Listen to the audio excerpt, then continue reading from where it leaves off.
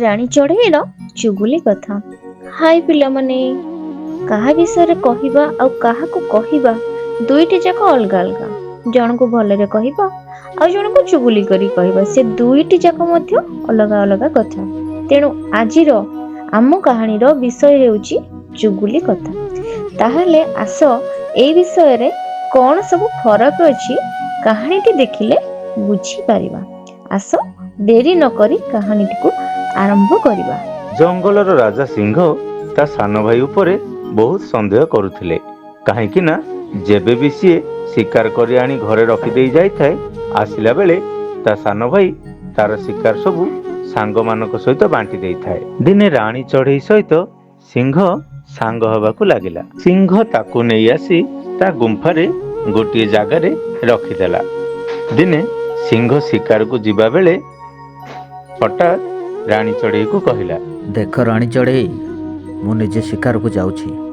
ମୁଁ ଗଲା ପରେ ମୋ ପଛରେ ଏ ଗୁମ୍ଫା ଭିତରେ କ'ଣ କ'ଣ ହେଉଛି, ମୁଁ ଆସିଲା ପରେ ତୁ ଡିଟେଲ୍ସ ସବୁ ଖବର ମୋତେ ଜଣେଇବୁ। ଆପଣ ପୁରା ନିଶ୍ଚିନ୍ତ ହୋଇଯାଆନ୍ତୁ ମହାରାଜ। ଏଠି ଘଟୁଥିବା ପ୍ରତିଟି ଘଟଣା ମୁଁ ଆପଣଙ୍କୁ ଗୋଟି ଗୋଟି କରି କହିବି। ଯେମିତି ସିଂହ ଶିକାରକୁ ବାହାରକୁ ଯାଇଛି, ତା ଭାଇ ତା ସାଙ୍ଗମାନଙ୍କୁ ଡାକିଦେଲା ଗୁମ୍ଫା ଭିତରେ ପାର୍ଟି ଆରମ୍ଭ କରିବା ପାଇଁ। ଲାଗୁଛି ମହାରାଜ ଶିକାରକୁ ଚାଲିଗଲେଣି। ହଁ, ସେଇଥିପାଇଁ ତ ପୁରୁଣା ଶିକାରମାନଙ୍କର ଭୋଜି କରିବା ପାଇଁ ମୁଁ ତମମାନଙ୍କୁ ଡାକିଛି। ଆଚ୍ଛା, ମହାରାଜ ଆଉ ପୁରୁଣା ଶିକାରମାନଙ୍କ ବିଷୟରେ ପଚାରୁନାହାନ୍ତି ତ? କହୁଛି ଯେ ସେସବୁକୁ ମୁଁ ଖାଇ ନେଉଛି। ଉଠ ଉଠ, ଆରେ ଉଠ, ଆଉ କେତେ ପର୍ଯ୍ୟନ୍ତ ଶୋଇ ରହିବୁ? ଆରେ, ଆପଣ ଶିକାରରୁ ଚାଲି ଆସିଲେ? କାହିଁକି? ମୋତେ ଏଠାକୁ ଆସିବାର ନଥିଲା ନା? ହଁ, ଏମିତି କ'ଣ କହୁଛନ୍ତି? କାହିଁକି ନା ମୁଁ ନ ଆସିଲେ ମୁଁ ଆଣିଥିବା ପୁରୁଣା ଶିକାରକୁ ତୁ ତୋ ସାଙ୍ଗମାନଙ୍କୁ ଡାକି ଏଠାରେ ପାର୍ଟି କରି ଖାଇବ ନା? ଆରେ କୋଉ ସାଙ୍ଗ? ସେସବୁକୁ ତ ମୁଁ ନିଜେ ଖାଇଥିଲି। ବୁଢ଼ା, ଶାଗୁଣା ପକ୍ଷୀ, ବିଲୁଆ, ମୂଷା, କୁଆ, ଏ ସମସ୍ତେ ଆସୁଛନ୍ତି ଏ ପାର୍ଟିକି। କ'ଣ କହିବି ମହାରାଜ, ସେମାନେ ସମସ୍ତେ ହଠାତ୍ ଚାଲି ଆସିଲେ ଆଉ ମୋତେ ଖାଇବାକୁ ମାଗିଲେ। ଆପଣଙ୍କ ଦରବାରରୁ କେହି ଭୋକିଲା ପେଟରେ ଯିବ, ଏଇଟା କେମିତି ସମ୍ଭବ ମହାରାଜ? ସେଇଥିପାଇଁ ସେମାନଙ୍କୁ ଖାଇବାକୁ ଦେଇଦେଲି। ହଁ, ଖୋଇଲୁ ତ ଖୋଇଲୁ, ପୁଣି ନାଚ, ଗୀତ, ତାମସା, ଡ୍ରାମା ଏସବୁ କ'ଣ ମୋ କୁଡ଼ିଆର ସୀମା ଭିତରେ ଅଛି? ନା ନା, ସେସବୁ ତ ହଁ, ଠିକ୍ ଅଛି। ପୁଣି ମୋତେ କିଛି ସମୟ ପରେ ଶିକାରକୁ ଯିବାକୁ ହେବ। ଶୁଣିଥିଲି କିଛି ଜିରାଫ ଏ ଜଙ୍ଗଲରେ ଆସି ଉତ୍ପାତ କରୁଛନ୍ତି। ଆଶ୍ଚର୍ଯ୍ୟ, ଏସବୁ କଥା ଇଏ ଜାଣିଲେ କେମିତି? ଏଇଠି କୋଉଠି ଲୁଚି ଲୁଚି ଦେଖୁଥିଲେ କି ଆଉ? ନା ନା, ଯଦି ଏଇଠି କୋଉଠି ଲୁଚିଥାନ୍ତେ ତାହେଲେ ତ ମୋତେ ଜଣାପଡ଼ି ଯାଇଥାନ୍ତା। ପୁଣି ଇଏ ଏସବୁ କଥା ଜାଣିଲେ କେମିତି? ଯେମିତି ସିଂହ ଶିକାରକୁ ଯାଇଛି, ସିଂହର ଭାଇ ଆଉ ତା ସାଙ୍ଗମାନେ ପୁଣି ତାର ବଳକା ଖାଦ୍ୟ ଖାଇବାକୁ ଗୁମ୍ଫା ଭିତରକୁ ଚାଲି ଆସିଲେ।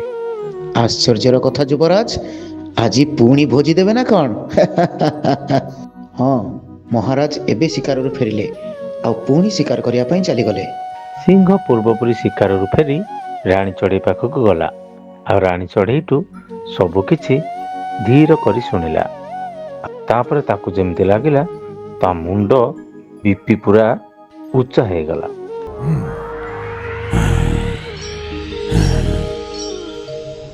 ବାଃ ବାଃ, ମୁଁ ଯିବାର ପଛେ ପଛେ ପ୍ରଥମେ ବୁଢ଼ା ଶାଗୁଣା ଆସିଲା, ତାପରେ ବିଲୁଆ ଆସିଲା, ତାପରେ ମୂଷା ଆସିଲା, ତାପରେ କାହା କାହା କାହା କରି ସେ ଡାମରା କାଉ ବି ଆସିଲା। ନା ନା, ହଁ ହଁ, ମାନେ ନା ନା। ଆଉ ସବୁଠୁ ପ୍ରଥମେ ସେ ଚୁଟିଆ ମୂଷା ନୃତ୍ୟ ଆରମ୍ଭ କରିଦେଲା, ଠିକ୍ ନା? ନା ନା, ସିଏ ତ ମୋତେ ଲାଗୁଛି ଆପଣଙ୍କୁ ମୋ ବିରୁଦ୍ଧରେ କିଏ ମିଛ କଥା କହୁଛି। ଯଦି କେଉଁଦିନ ମୁଁ ଶିକାର ଅଧାରୁ ଛାଡ଼ି ଚାଲି ଆସେ ନା, ଏମାନଙ୍କୁ ଏଇଠି ହିଁ ଶିକାର କରିଦେବି। ଭାରି ଆଶ୍ଚର୍ଯ୍ୟ, ଏସବୁ କଥା ୟାଙ୍କୁ କିଏ କହୁଛି?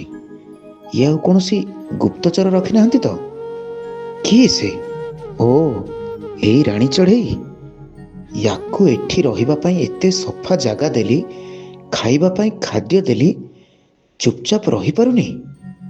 ରହ, ତତେ ସିଂହ ମହାରାଜଙ୍କ ଆଗରେ ମିଛୁଆ ବୋଲି ପ୍ରମାଣିତ କରିଦେବି, ତାପରେ ଯାଇ ଆମେମାନେ ସୁଖରେ ରହିବୁ।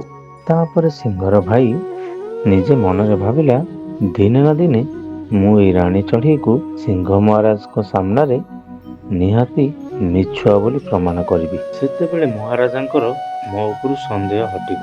ତାପରେ ଯୁବରାଜ ତା ସାଙ୍ଗମାନଙ୍କୁ ପୁରା ପ୍ଲାନ୍ ବିଷୟରେ କହିଲା।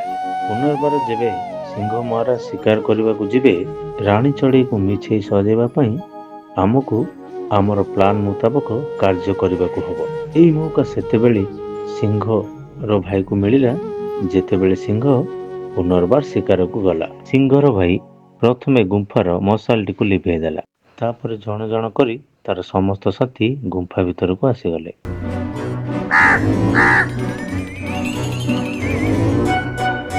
ଆରେ ଇଏ କ'ଣ?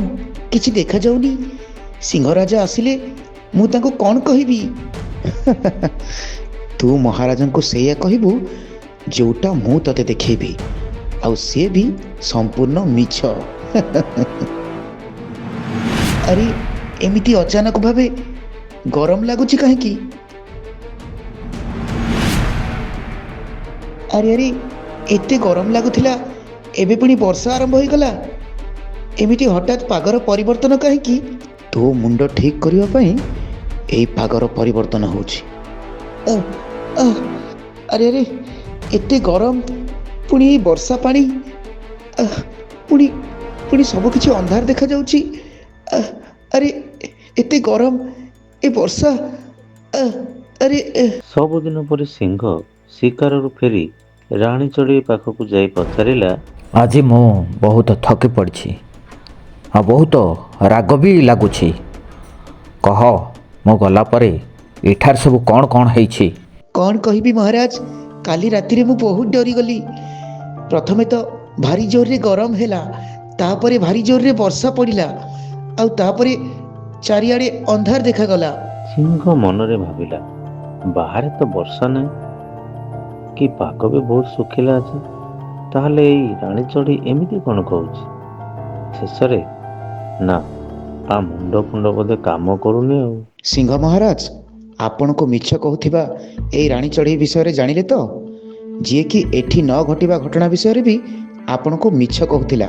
ଭାଇଠୁ ଏମିତି କଥା ଶୁଣି ସିଂହ ରାଗରେ ଗରଗର ହେଲା, ଆଉ ଶୁଆକୁ ଦେଖିକି କହିଲା, ଓ, ତାହେଲେ ତୁ ସେଇ ଲୋକ ମୋ ନାଁରେ ଆଉ ତା ନାଁରେ ମିଛ ସତ କହି ମୋତେ ରଗଉଥିଲୁ। ନାଇଁ ମହାରାଜ। ତୋର ଏ ଟିକିଏ କଥାରୁ ଧରା ପଡ଼ିଗଲା ଯେ କିଏ ଆମ ଦୁଇ ଜଣଙ୍କ ଭିତରେ ପଶି ଆମ ଘର ଭାଙ୍ଗିବାକୁ ଚେଷ୍ଟା କରୁଛି, ଆମ ବିରୁଦ୍ଧରେ ଷଡ଼ଯନ୍ତ୍ର କରୁଛି, ଆମକୁ ରଗଉଛି। ତତେ ଏହାର ଉଚିତ ଦଣ୍ଡ ଭୋଗିବାକୁ ହେବ। ଦେଖ ମୁଁ କ'ଣ କରୁଛି। ନାଇଁ ନାଇଁ ମହାରାଜ, ନାଇଁ ନାଇଁ, ମୋତେ ଛାଡ଼ି ଦିଅନ୍ତୁ, ମୋତେ ମାରନ୍ତୁନି ମହାରାଜ। ମହାରାଜ ମୋତେ ଛାଡ଼ି ଦିଅନ୍ତୁ। ଆରେ ଆରେ ଇଏ କ'ଣ କରୁଛନ୍ତି ମହାରାଜ? ବିଚାରୀକୁ ଛାଡ଼ି ଦିଅନ୍ତୁ। ଇଏ ତମ ବିରୁଦ୍ଧରେ ମୋତେ ମିଛ କହିଛି। କିଛି କଥା ନାହିଁ, ସିଏ ବୋକିଟା, ଆଜିଠୁ ତ ସିଏ ଏଠି ଆଉ ରହିବନି, ଆଉ ଆପଣଙ୍କୁ ମିଛ କହିବ କେମିତି? ଯା ରାଣୀ ଚଢ଼େଇ, ଶୀଘ୍ର ଏ ଜାଗା ଛାଡ଼ି ଚାଲିଯା, କିନ୍ତୁ ଯିବା ପୂର୍ବରୁ ମୋର ଗୋଟିଏ କଥା ମନେ ରଖ, ଆଜିଠୁ କାହାକୁ ବି କାହା ବିରୁଦ୍ଧରେ କହିବୁନି, ଆଉ ଯଦି କେବେ କାହା ବିରୁଦ୍ଧରେ କହିବାକୁ ବାଧ୍ୟ ହଉ, ତେବେ ଏକଥାକୁ ମନେ ରଖିବୁ ଯେ କାହାକୁ କାହା ବିରୁଦ୍ଧରେ କହୁଛୁ, ନହେଲେ ଆଜି ତୋତେ ଏଇ ଜାଗା ଛାଡ଼ିବାକୁ ପଡ଼ିଲା, କାଲି ହୁଏତ ଦୁନିଆ ବି ଛାଡ଼ିବାକୁ ପଡ଼ିପାରେ।